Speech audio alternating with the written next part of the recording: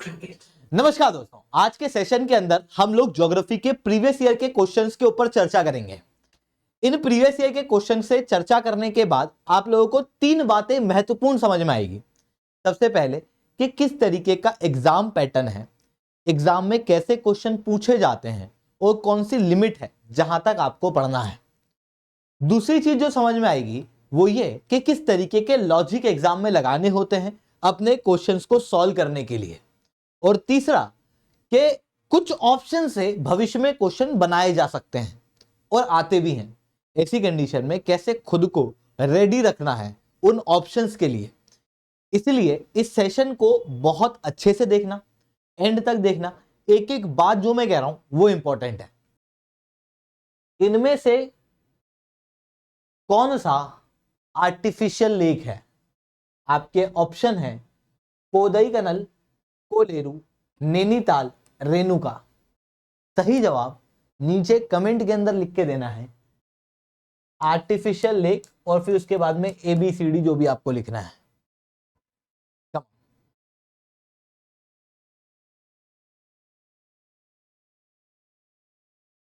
है आपके पास समय 30 सेकेंड का। ये थोड़ा सा क्वेश्चन था अजीब।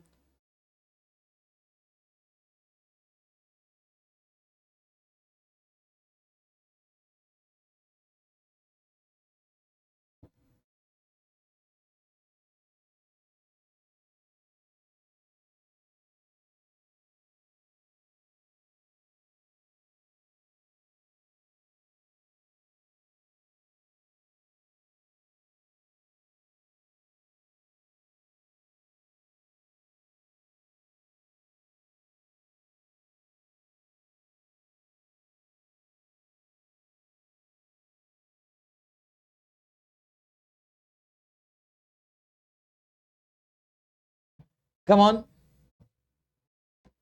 30 सेकेंड रूल है।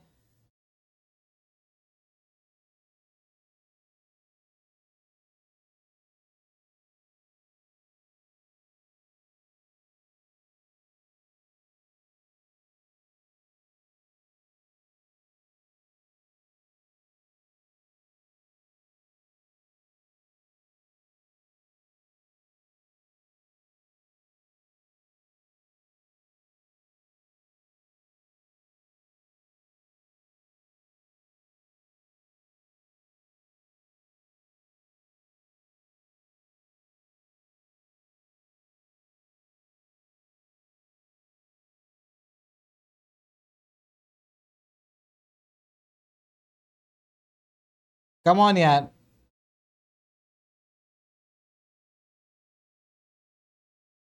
फुद्दू क्वेश्चन है, इसको फुद्दू क्वेश्चन कहूंगा मैं। ये ट्रिकी कहूं।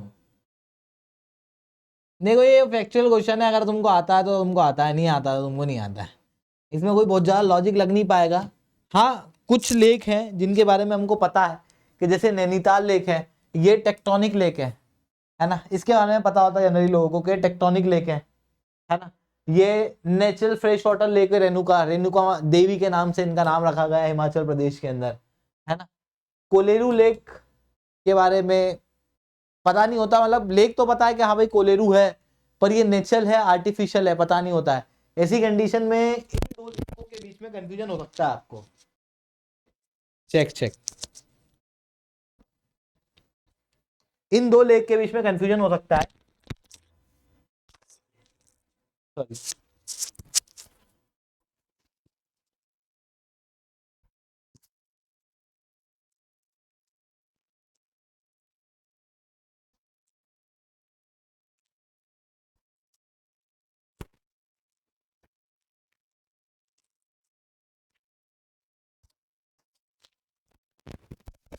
कोदईकनाल और कोलेरू के बीच में, हेलो हेलो हेलो चेक, कोदईकनाल और कोलेरू लेक के बीच में शायद कंफ्यूजन हो सकता है ना।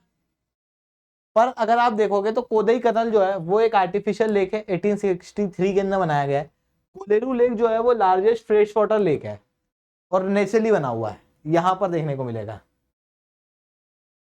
ओके, उसके अलावा फिर नैनीताल टेक्टोनिक लेक है, और largest natural lake Himachal Pradesh के अंदर रेणुका देखने को मिलेगा। तो मतलब रेणुका और नैनीताल नहीं हो सकता था, 50-50 के अंदर इसको सॉल्व किया जा सकता था। अगर किसी कोलेरू के बारे में पता हो कि भाई कोलेरू जो है वो आर्टिफिशियल नहीं है तो फिर ये सॉल्व किया जा सकता था, अदरवाइज फिर 50-50 विल वर्क हियर। ठीक है, अगला सवाल, बैरन आइलैंड वोल्केनो एकमात्र एक्टिव वोल्केनो है भारतीय टेरिटरी के अंदर। बैरन आइलैंड जो है वो 140 किलोमीटर ईस्ट पे है ग्रेट निकोबार के। ये मतलब थोड़ा सा कैसे गिने भाई, याद नहीं होता है जनरली। लास्ट टाइम बैरन आइलैंड वोल्केनो फटा था 1991 के अंदर और उसके रिमेन उसके बाद इनएक्टिव है। पहली लाइन तो सीधे सीधे एनसीईआरटी की है, देखो। थर्ड लाइन करंट अफेयर्स की थी उस समय।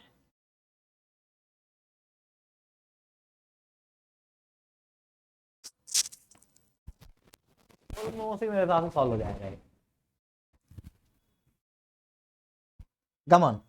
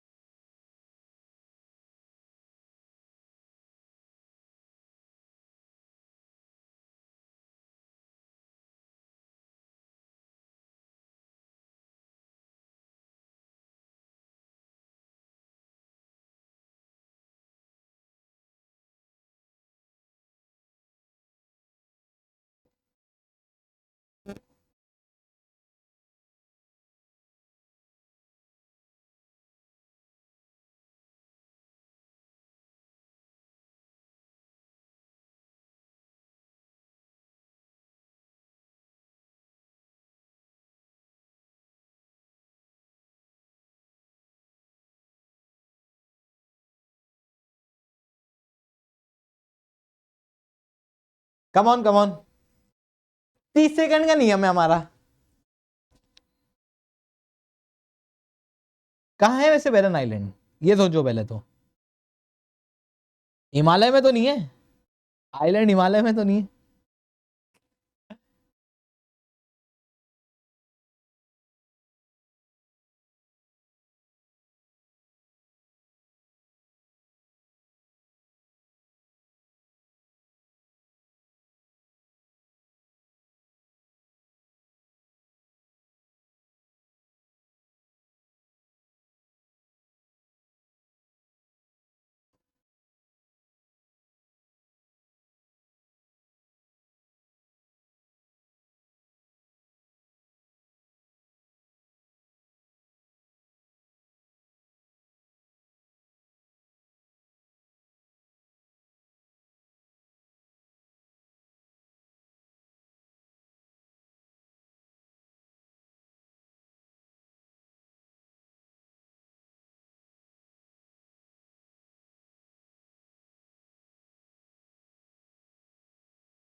Come on.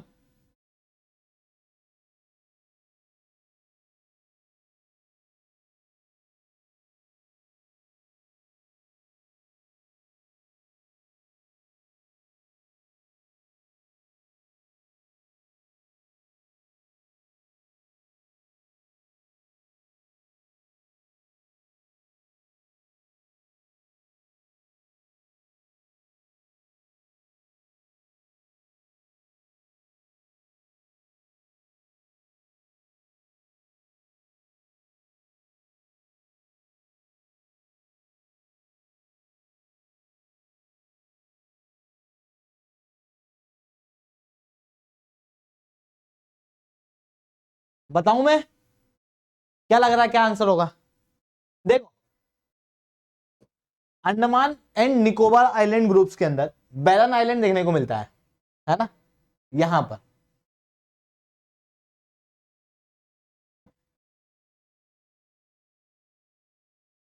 चलो यहाँ पे है नहीं। Andaman and Nicobar island group के अंदर हम लोगों को देखने को मिलता है, जो कि एकमात्र एक्टिव वोल्केनो है इंडिया के अंदर। और ये बचपन में ही पढ़ लेते, मतलब ऐसे कोई बहुत तूफान बात थी नहीं है, तो ये तो सही है। 2017 के अंदर ये आखिरी बार फटा था और क्वेश्चन 2018 में आया था। इस कारण से ये करंट अफेयर्स की वजह से थर्ड ऑप्शन भी सही हो जाता, थर्ड ऑप्शन गलत हो जाता है, क्योंकि ये क्या कह रहा है 1991 में आखिरी बार फटा था। हाँ नहीं, 2017 में फटा भाई। इसका आंसर थर्ड गलत है, फर्स्ट सही है थर्ड गलत है ना। तो ऐसा कौन सा दिख रहा है हमको, एक ही दिख रहा है ए, क्योंकि ये वाला जनरली पता होना थोड़ा सा मुश्किल है कि 140 किलोमीटर है कितना है ना। और इवन इसको भी पता लगाया जा सकता है, जैसे अगर हम लोग देखें तो ग्रेट निकोबार आइलैंड बिल्कुल नीचे है और बैरन आइलैंड हम लोग को ऊपर अंडमान आइलैंड्स में देखने को मिलता है। ऐसी कंडीशन में ईस्ट कहां हुआ, नॉर्थ होगा ना, बोलो ईस्ट कैसे होगा, नॉर्थ।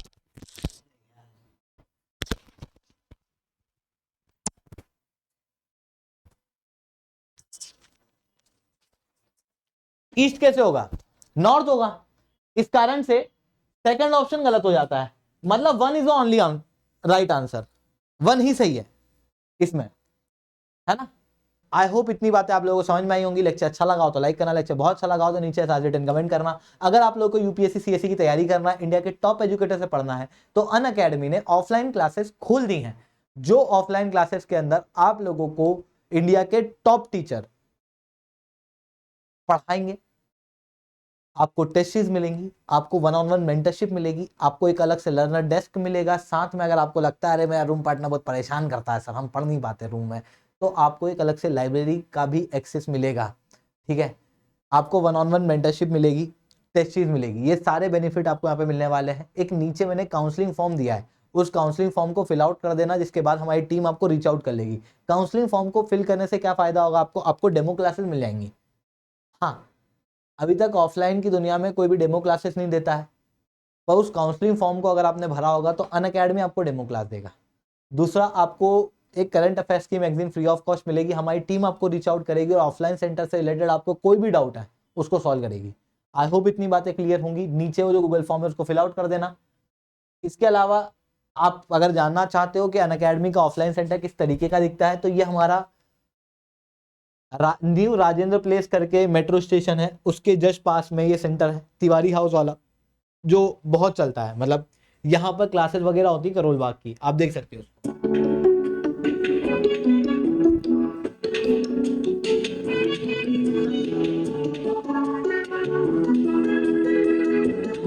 यहाँ पे इंडिया के टॉप एजुकेटर क्लासेस लेते हैं यहाँ।